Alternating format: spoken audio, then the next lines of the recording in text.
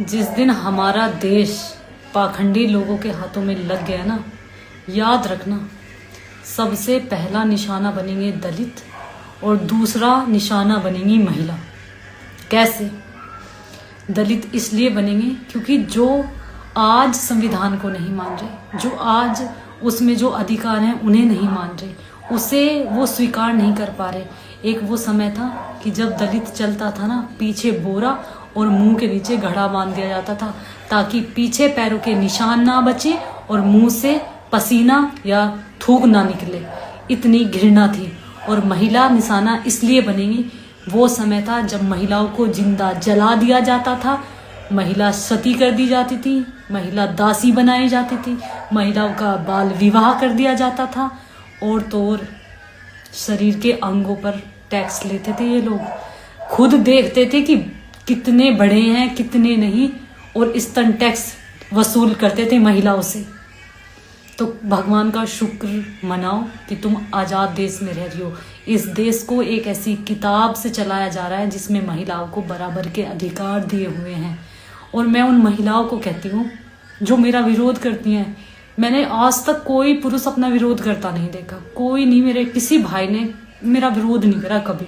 लेकिन महिला विरोध करती हैं कि तुम ये ऐसा क्यों बोलती हो, तुम्हें ऐसा क्यों लगता है। तुम पढ़ना, सच्चाई को छुपाया नहीं जा सकता, और सच्चाई ज़्यादा दिन छुपाई जाती भी नहीं है। महिलाओं के साथ क्या कुछ नहीं हुआ है, किसने बचाए हम। तुम्हारा भाई सिर्फ तुम्हारी खुद की रक्षा कर सकता है, तुम्हारी पड़ोसन की रक्षा भी नहीं करेगा, वो किसी और की बहन की रक्षा नहीं करेगा। लेकिन बाबा साहब भीमराव अंबेडकर एक ऐसे इंसान रहे जिन्होंने लाखों करोड़ों बहनों के सम्मान की रक्षा की है, बिना उनसे राखी बंधवाए उनके मान की रक्षा की है, उन्हें वो अधिकार दिलवाए हैं जिनकी वो हमेशा से हकदार थी, जो लोग हमें नहीं दे रहे थे। तो ऐसे इंसान को हमेशा सम्मान के लायक मानना चाहिए, और वो इंसान सम्मान के लायक है। तुम इस चीज़ पे विरोध करो, मत मानो, और कभी कहीं फंसोगे ना, सबसे पहले वो किताब ही काम आएगी, वो उस इंसान का लिखा हुआ वो संविधान ही काम आएगा जिसे आज आप नहीं मानना चाहते, जिससे आप भागते हो, जिसे स्वीकारते नहीं हो। कभी भी जाति से कोई महान नहीं बनता, कोई छोटा और बड़ा नहीं होता।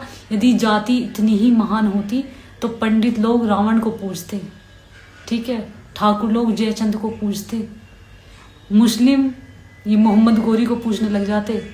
ऐसा नहीं है, जातियां सब महान हैं, सब श्रेष्ठ हैं, लेकिन नीच हर जाति में पाए जाते हैं। जाति कोई नीच नहीं होती। और इंसान की सोच है, हम इस देश में रहते हैं जहां हम भगवान श्री राम को भी पूजते हैं, APJ अब्दुल कलाम की भी इज्जत करते हैं, खान सर जैसे बड़े टीचर की भी इज्जत करते हैं, बाबा साहब भीमराव अंबेडकर की भी को मानते हैं। मैं दिल से मानती हूँ। तो जातियों से ऊपर उभरो, सोच बदलो अपनी। जो इंसान सही है वो किसी भी जाति किसी भी धर्म का हो सकता है, जो सही है वो सही है। जातियां खराब नहीं होती, धर्म खराब नहीं होते, लोग खराब होते हैं। ऐसे लोगों को सपोर्ट मत करो, ऐसे लोगों का खुल के विरोध करो, चाहे वो किसी भी धर्म से आते हो, किसी भी जाति से आते हो।